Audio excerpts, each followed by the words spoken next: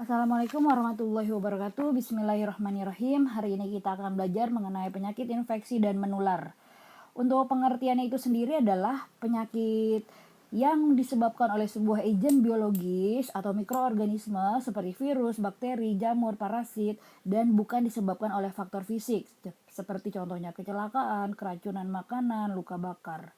Kalau menurut WHO, penyakit infeksi atau menular ini adalah penyakit yang disebabkan oleh mikroorganisme patogen. Jadi mikroorganismenya ini menyebabkan penyakit.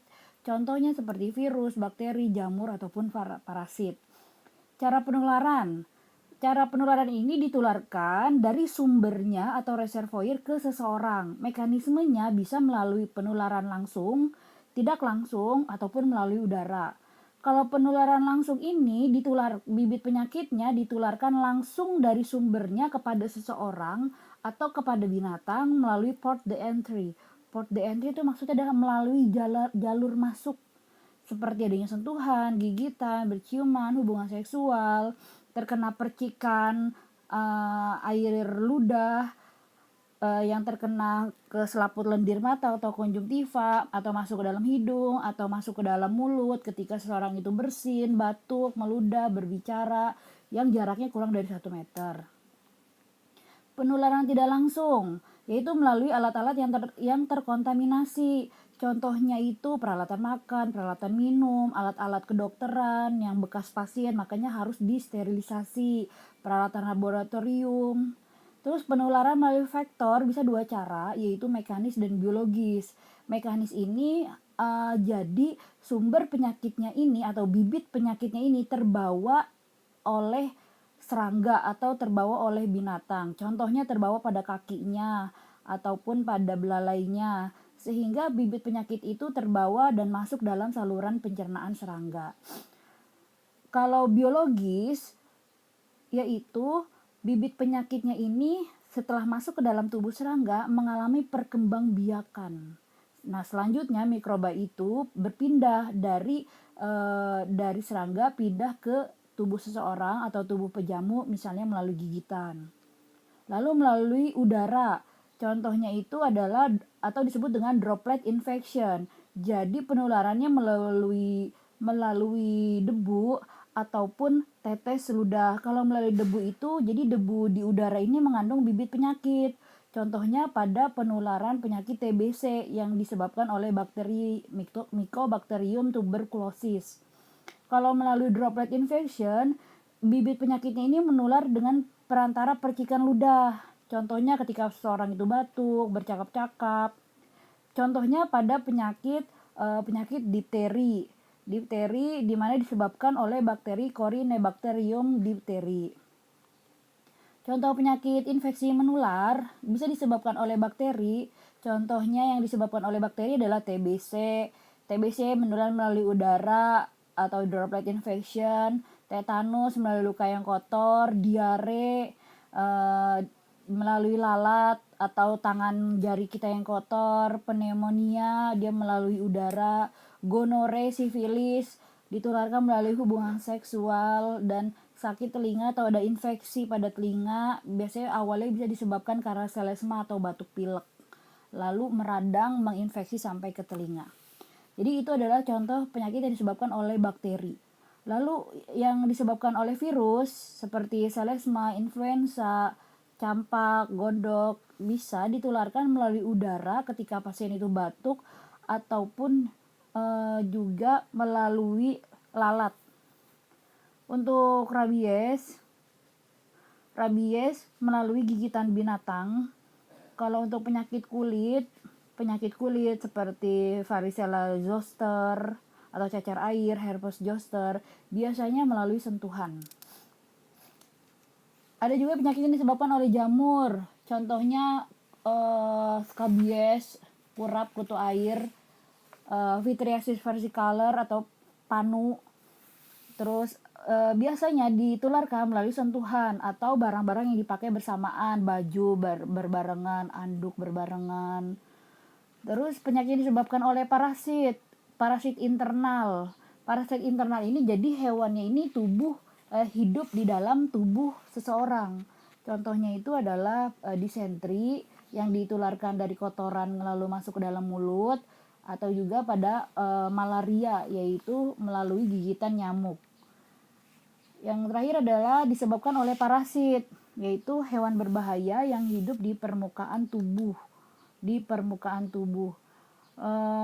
Kutu seperti kutu yang ada di rambut, kutu hewan atau tungau, yang kutu yang contohnya itu skabies. Lalu dan ini penularannya ini dari orang yang telah terinfeksi atau melalui pakaian. Nah, sekarang kita belajar mengenai TBC. Penyakit TBC ini lihat di gambar bagaimana terdapat kerusakan pada paru-parunya atau peradangan pada paru-paru. TBC ini adalah penyakit infeksius yang menyerang paru dan secara khas ditandai oleh pembentukan granuloma. Granuloma ini sel-sel yang meradang di dalam jaringan serta menimbulkan nekrosis atau kematian jaringan. Kematian sel-sel. Nekrosis itu kematian sel-sel atau kematian jaringan. Tuberkulosis ini disebabkan oleh bakteri Mycobacterium tuberculosis, di mana penyakit ini adalah penyakit menular yang sebagian besar bakterinya ini menyerang paru-paru, tapi juga bisa mengenai organ lain. Contohnya bisa mengenai ginjal, hati, saluran kemih, tulang belakang, otak, susunan saraf pusat, ke kulit, bahkan sampai ke tulang. Penyebabnya ini adalah Mycobacterium tuberculosis. Ini adalah sejenis bakteri berbentuk batang, panjang ukurannya 1-4 mikrometer, tebalnya 0,3-0,6 mikrometer, dan ini termasuk bakteri yang kompleks. Contohnya seperti Mycobacterium tuberculosis, varian ASEAN, varian African 1, varian African 2, dan Mycobacterium bovis. Dan bakteri ini dapat hidup dalam jangka waktu yang lama, beberapa minggu dalam keadaan kering. Tapi bakteri ini akan mati dalam cairan dengan suhu 600 derajat Celcius. Klasifikasinya, untuk menentukan klasifikasi dan tipe pasien tuberkulosis memerlukan definisi khusus, yaitu lokasinya. Lokasi TB ini terkena di mana? Di paru-paru atau di luar paru, atau kita sebut ekstra paru. Terus bakteriologi, berdasarkan bakteriologinya dari hasil pemeriksaan secara mikroskopis, ini BTA-nya positif atau negatif. Lalu berdasarkan tingkat keparahannya, ini ringan atau berat. Terus berdasarkan riwayat pengobatan TB-nya, ini baru pertama kali berobat atau sudah pernah diobati. Manfaat dan tujuan dari kita menentukan klasifikasi dan tipenya adalah untuk apa? Untuk menentukan panduan pengobatan yang sesuai. Jadi kita menentukan bagaimana nih pengobatannya. Terus meregistrasikan secara benar, menentukan prioritas mana yang TB BTA-nya positif, mana yang TB BTA-nya negatif. Terus untuk menganalisis kohort, untuk pembuatan laporan berapa dari hasil pengobatannya seperti apa, berapa jumlah penderita TBC. Klasifikasi tuberkulosis, berdasarkan klasifikasi ini berdasarkan beda-beda. Ada berdasarkan organ tubuh yang terkenanya di paru atau di luar paru atau ekstra paru. Ekstra paru itu tadi saya bilang bisa dia terkena pada otak, susunan saraf pusat, pada tulang, pada sendi, pada kulit, pada ginjal, saluran kemih, kelenjar getah bening. Terus klasifikasi berdasarkan BTA-nya. Kita lihat berdasarkan hasil pemeriksaan mikroskopisnya, apakah BTA-nya positif ataukah BTA-nya negatif. Terus berdasarkan tingkat keparahannya, pada TB paru dengan BTA negatif, bagaimana fototoraksnya, positif atau tidak. Terus pada TB ekstra paru di luar paru dibagi berdasarkan tingkat keparahan penyakitnya. Kalau TB-nya ini terkena kelenjar limfe, terkena sendi dan kelenjar adrenal, ini masih dikategorikan TB paru ringan. Tapi kalau TB-nya ini terkena otak, tulang belakang, terkena usus, saluran kemih, maka ini dikategorikan TB ekstra paru berat. Di luar TB, di luar paru yang berat. Cara penularannya ini,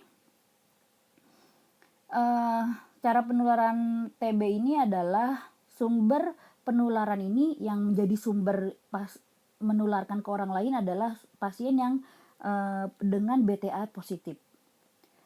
Terus pada waktu batuk atau bersin, pasien akan menyebarkan kuman ke udara atau disebut dengan droplet nuclei atau droplet infection. Ketika dia batuk, dia akan menyebarkan sekitar 3.000 percikan dahak. Umumnya terjadi dalam ruangan tempat percikan dahak berada dalam waktu yang lama. Daya penularan seseorang ini ditentukan oleh banyaknya kuman yang dikeluarkan dari paru-parunya. Terus faktor yang memungkinkan seseorang terpajan kuman TB ditentukan oleh konsentrasi percikan di dalam udara dan lamanya dia menghirup udara tersebut. Manifestasi klinis, gejalanya batuk berdahak selama 2 minggu atau lebih. Dahaknya ini bisa bercampur darah atau batuk darah, sesak napas, badannya lemas, nafsu makannya menurun, berat badannya menurun, malaise, sering berkeringat di malam hari, demam, riang, terus sulit untuk menarik nafas sehingga terjadi peningkatan frekuensi pernafasan, ekspansi buruk pada tempat yang sakit, bunyi nafas hilang, ronkinya kasar pada saat kita mendengarkan dengan stetoskop, demam persisten. Manifestasi gejala yang umum itu pasien terlihat pucat, anemia, kelemahan, dan penurunan BB. Untuk pemeriksaan penunjang, kita anamnesis nih, dilakukan anamnesis atau tanya jawab kepada pasiennya ataupun juga terhadap keluarganya. Jadi ditanyakan apakah ada anggota keluarga yang terkena ya atau yang mempunyai riwayat penyakit TBC. Terus dilakukan pemeriksaan fisik, pemeriksaan laboratorium, pemeriksaan patologi anatomi, ronsen dada, dan uji tuberkulin atau tes Mantoux. Jadi pasiennya ini disuntikan di lengannya, nanti dilihat indurasinya apakah positif terjadi pelebaran indurasi atau tidak untuk menentukan apakah dia terkena TBC atau tidak. Salah satu cara untuk mendiagnosis TBC. Pemeriksaan fisik. Pada tuberkulosis paru, kelainan dapat bergantung dari luasnya kelainan struktur paru. Jadi nanti akan dapat terdengar suara nafas bronhial, amforik, suara napasnya melemah, ada ronki basah. Itu pada pemeriksaan paru-parunya. Kalau pemeriksaan laboratorium, yang diperiksa adalah dahaknya atau sputum. Bisa dahak atau sputum, bisa cairan pleura, cairan cerebrospinal, dan bilasan bronkus, bilasan lambung, tergantung tuberkulosisnya ini yang terkena di bagian mananya. Cara pengambilan dahaknya ini 3 kali, kita sebut dengan SPS, yaitu sewaktu pagi sewaktu, atau bisa juga setiap pagi selama 3 hari berturut-turut. Nah, ini ditampung di dalam pot yang di dalam pot yang tidak mudah pecah dan tidak mudah bocor. Nanti akan dilakukan pemeriksaan secara mikroskopis dan juga dikultur. Pemeriksaan dengan mikroskopis dapat dengan pewarnaan Ziehl-Neelsen atau dengan fluorescence, pewarnaan auramin rodamin.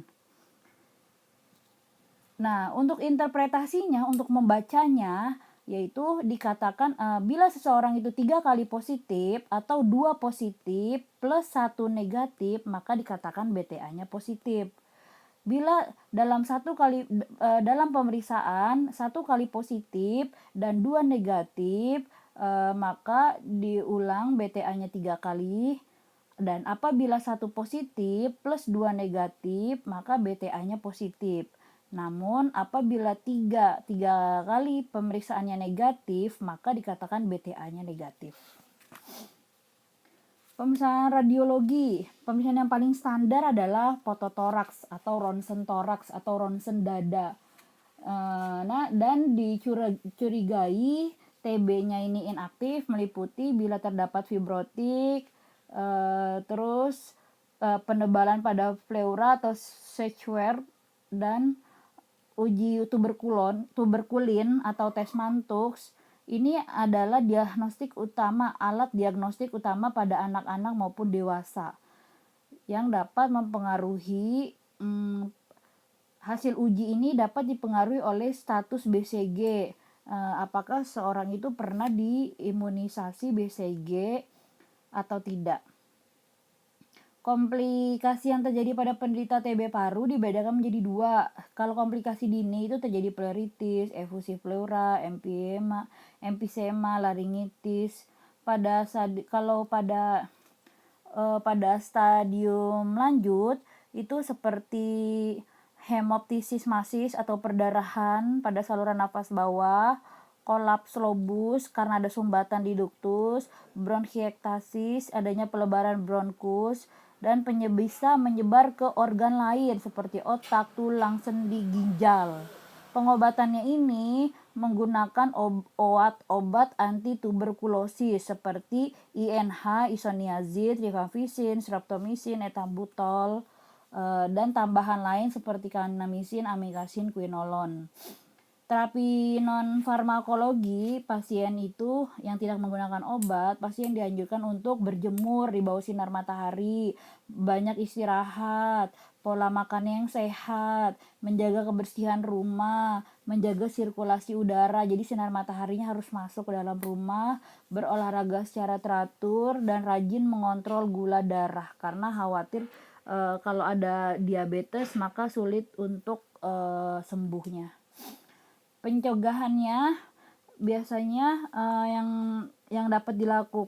pencegahan yang dapat dilakukan oleh penderita, masyarakat, dan juga petugas kesehatan. Yang dapat dilakukan oleh penderita yaitu menutup mulutnya sewaktu batuk dan tidak boleh membuang dahak sembarangan. Kalau oleh masyarakat, pencegahannya pada waktu bayi harus diberikan vaksinasi BCG, yaitu usia 0 sampai 3 bulan.